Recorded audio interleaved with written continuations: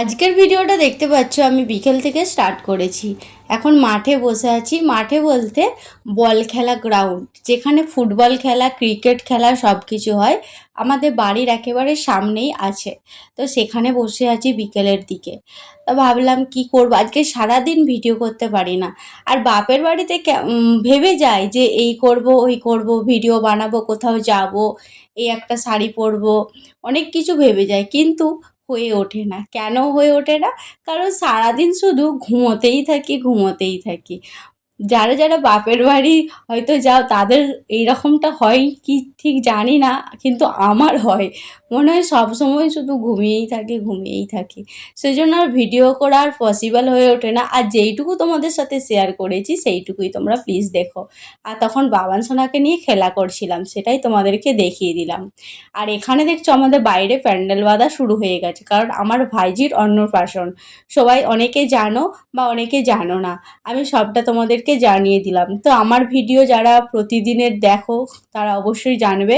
আর short ভিডিওতে তোমরা তো অবশ্যই দেখেইছো, শর্ট ভিডিও আগে আগে আমার আপলোড হয়ে যায়, কিন্তু ব্লগ ভিডিওগুলো 1-2 দিন টাইম লাগে।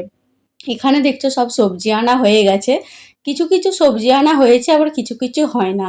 এখানে দেখছো অনেক কিছু আনা হয়ে গেছে, আবার কিছু হয় না। তো তোমরা ভিডিওটা কিন্তু ছোট্ট হলেও তোমাদের খুব ভালো লাগবে। এখানে দেখছো তখন বললাম যে বাঁশ খাসানো হচ্ছিল, এখন দেখছো বিকেলের দিকে ভিডিওটা বানাচ্ছি। এখন প্যান্ডেল পুরো রেডি, চেয়ার টেবিল শুধু আনা বাকি। আর এইদিকে কাপড়গুলো দেখছো, কাপড়গুলো এরকম করে টেনে নামিয়ে দিলেই কাপড়গুলো নেমে যাবে। তা পরের দিনে কাজ, মানে কাজ বলতে পরের দিনে অন্নপ্রাশন, আর এটা হচ্ছে আগের দিনে সব প্যান্ডেলটা করে নিল।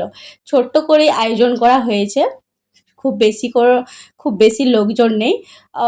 ওর মামা বাড়ি আর আমার বাড়ি, আর যা সব আমাদের সব ফ্যামিলিরা সব আছে সে এইটুকু। আর এখানে দেখছো সোফাটা নিয়ে চলে আসছে, রাত্রিবেলা হবে সাজানো এইখানটায়। তো সাজানোটা তোমাকে অবশ্যই দেখাবো। আর বলতে বলতে এই যে দেখছো আমাদের লিটিল গার্ল বসে পড়েছে। লিটিল গার্ল দেখতে পাচ্ছ, আমার দাদার মেয়ে, ছোট্ট মেয়ে, খুব ভালো।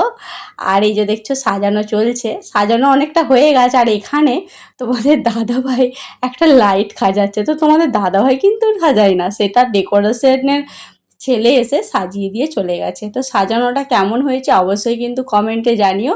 পরপর তোমরা ভিডিও দেখতে পাবে, আরও ভিডিও আমি দেবো, সবটা কিন্তু দেখতে পাবে। তো আজকের এই ভিডিওটা এই পর্যন্তই। ভালো লাগলে অবশ্যই আমার চ্যানেলটি সাবস্ক্রাইব